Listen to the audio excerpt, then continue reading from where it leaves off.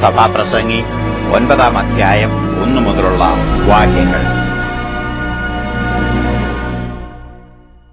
ഇതൊക്കെയും നീതിമാന്മാരും ജ്ഞാനികളും അവരുടെ പ്രവൃത്തികളും ദൈവത്തിന്റെ കയ്യിലിരിക്കുന്നു എന്നുള്ളതൊക്കെയും തന്നെ ശോധന ചെയ്യുവാൻ ഞാൻ മനസ്സുവെച്ചു.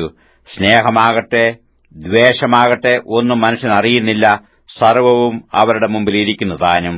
എല്ലാവർക്കും എല്ലാം ഒരുപോലെ സംഭവിക്കുന്നു. നീതിമാനും ദുഷ്ടനും നല്ലവനും നിർമ്മലനും മലിനനും യാഗം കഴിക്കുന്നവനും യാഗം കഴിക്കാത്തവനും ഒരേ ഗതി വരുന്നു. പാപിയും നല്ലവനും ആണ പേടിക്കുന്നവനും ആണയിടുന്നവനും ഒരുപോലെ ആകുന്നു. എല്ലാവർക്കും ഒരേ ഗതി വരുന്നു എന്നുള്ളത് സൂര്യന്റെ കീഴിൽ നടക്കുന്ന എല്ലാറ്റിലും ഒരു തിന്മയത്രേ. മനുഷ്യരുടെ ഹൃദയത്തിലും ദോഷം നിറഞ്ഞിരിക്കുന്നു. ജീവപര്യന്തം അവരുടെ ഹൃദയത്തിൽ ഭ്രാന്തുണ്ട്. അതിന്റെ ശേഷമോ അവർ മരിച്ചവരുടെ അടുക്കിലേക്ക് പോകുന്നു. ജീവിച്ചിരിക്കുന്നവരുടെ കൂട്ടത്തിൽ ഉള്ളവനൊക്കെയും പ്രത്യാശയുണ്ട്. ചത്തസിംഹത്തെക്കാൾ ജീവനുള്ള നായ് നല്ലതല്ലോ. ജീവിച്ചിരിക്കുന്നവർ തങ്ങൾ മരിക്കുമെന്ന് അറിയുന്നു, മരിച്ചവരോ ഒന്നും അറിയുന്നില്ല. മേലാൽ അവർക്ക് ഒരു പ്രതിഫലവും ഇല്ല. അവരെ ഓർമ്മ വിട്ടു പോകുന്നുവല്ലോ. അവരുടെ സ്നേഹവും ദ്വേഷവും അസൂയയും നശിച്ചുപോയി. സൂര്യന് കീഴെ നടക്കുന്ന യാതൊന്നിലും അവർക്ക് ഇനി ഒരിക്കലും ഓഹരിയില്ല. നീ ചെന്ന് സന്തോഷത്തോടുകൂടെ അപ്പം തിന്നുക, ആനന്ദ ഹൃദയത്തോടെ വീഞ്ഞു കുടിക്ക. ദൈവം നിന്റെ പ്രവൃത്തികളിൽ പ്രസാദിച്ചിരിക്കുന്നുവല്ലോ. നിന്റെ വസ്ത്രം എല്ലായ്പ്പോഴും വെള്ളയായിരിക്കട്ടെ, നിന്റെ തലയിൽ എണ്ണ കുറയാതിരിക്കട്ടെ. സൂര്യന് കീഴെ അവൻ നിനക്ക് നൽകിയിരിക്കുന്ന മായയായുള്ള ആയുഷ്കാലത്തൊക്കെയും നീ സ്നേഹിക്കുന്ന ഭാര്യയോടുകൂടെ മായയായുള്ള നിന്റെ ആയുഷ്കാലമെല്ലാം സുഖിച്ചുകൊള്ളുക. അതല്ലോ ഈ ആയുസ്സിലും സൂര്യന്റെ കീഴിൽ നീ ചെയ്യുന്ന പ്രയത്നത്തിലും നിനക്കുള്ള ഓഹരി.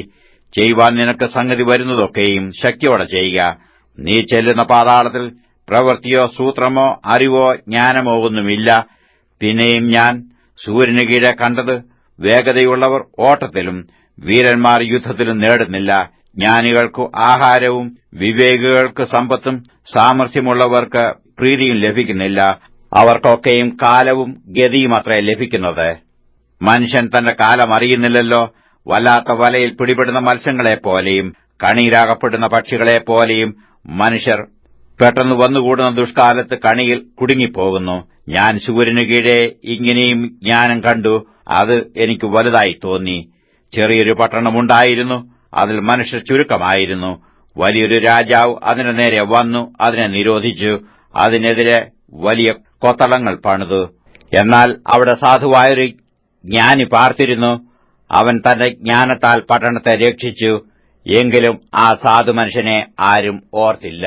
ജ്ഞാനം ബലത്തേക്കാൾ നല്ലത് തന്നെ. എങ്കിലും സാധുവിന്റെ ജ്ഞാനം തുച്ഛീകരിക്കപ്പെടുന്നു.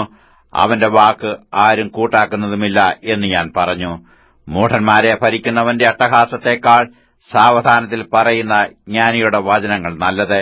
യുദ്ധങ്ങളെക്കാളും ജ്ഞാനം നല്ലത്. എന്നാൽ ഒരൊറ്റ പാവി വളരെ നന്മ നശിപ്പിച്ചു കളയുന്നു.